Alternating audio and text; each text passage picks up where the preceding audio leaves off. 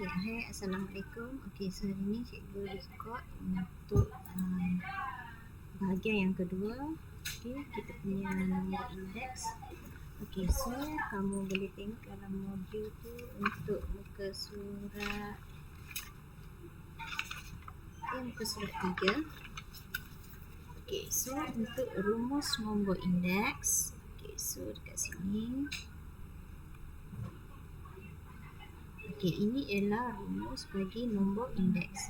Okey, Q ni kita jarang pakai. Biasa kita pakai indeks sama dengan P untuk harga terkini bahagi dengan P harga yang sebelumnya darab dengan 100. Okey, so untuk contoh pengiraan. Okey, jadi yang pertama kita ada harga sepotong kek lapis pada tahun 2000 iaitu RM2.5. RM5 untuk tahun 2022. Okey, yang pertama hitungkan indeks harga pada tahun 2022 berdasarkan tahun 2000. Okey, jadi yang pertama kita nak kira indeks. So, I sama dengan harga tahun terkini iaitu 2022. Okey, bahagi dengan harga sebelumnya tahun 2000. Okey, pastikan darab dengan 100 sebab indeks dia mesti darabkan dengan 100. Indeks ialah 100%. Okey, so masukkan sahaja nilainya. Okey, P untuk 2022 iaitu RM5. Okey, so masukkan RM5. Okey, bahagikan dengan tahun 2000 iaitu RM2.5. Okey, dan darab dengan 100. Okey, so tekan kalkulator, kamu akan dapat 200. Okey, seterusnya nyatakan peratus perubahan harga.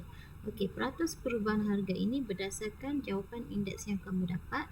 Okey, dan kamu tahu ialah indeks dia adalah 100%. Jadi dia dah bertambah menjadi 200. So perubahannya ialah peratus perubahan harga iaitu 200 tolak dengan 100. So dapat 100%. Okey, seterusnya kita tengok soalan yang kedua. Okey, saya kecilkan sikit besar ni.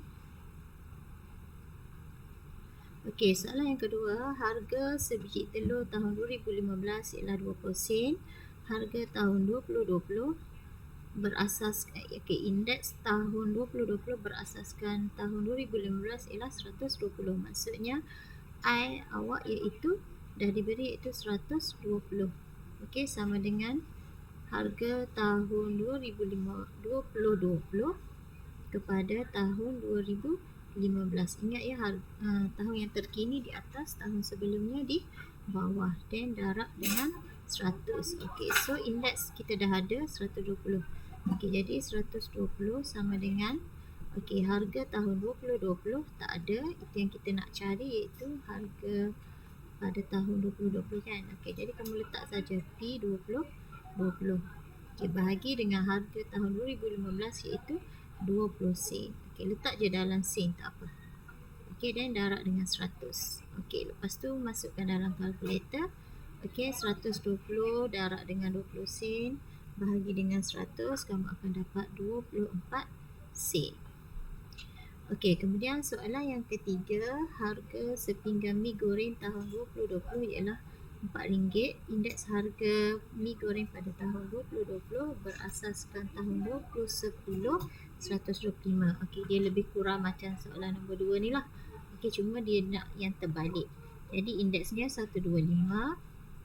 Okey, harga tahun 2020 per tahun 2010. Okey, 2020 harganya iaitu RM4. Okey, tahun sebelumnya tak ada. Jadi kita letak je P 20 10 and then darab dengan 100. Okey, lepas tu kamu tukar tempat sajalah dengan ini. Jadi maka tahun 2010, okey, 4 bahagi dengan 125 darab dengan 100. Okey, so jawapannya RM RM3.20.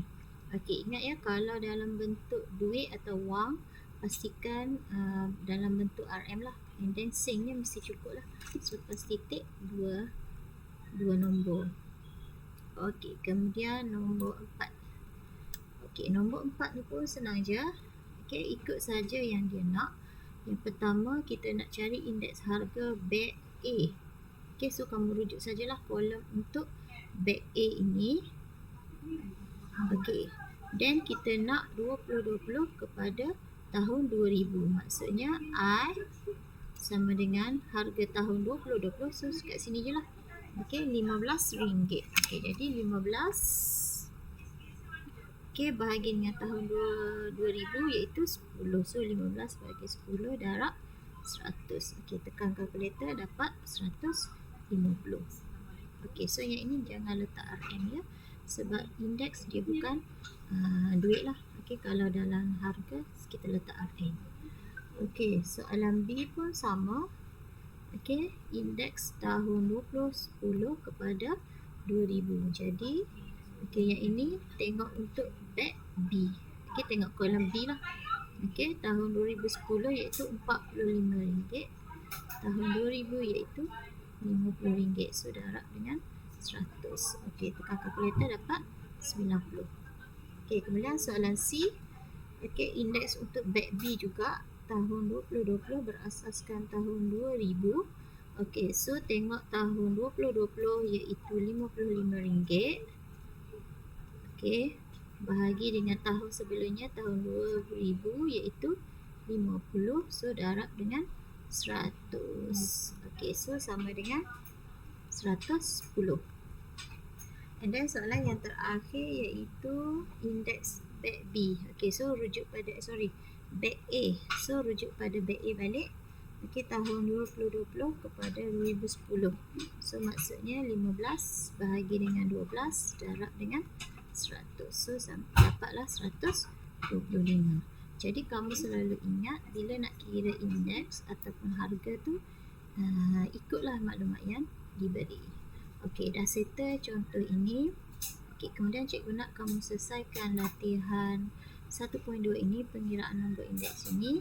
Okey, selesaikan nombor 1, 2, 3 dan 4, 5 semualah. Okey, buat dalam buku tulis. Soalan tak perlu salin lah.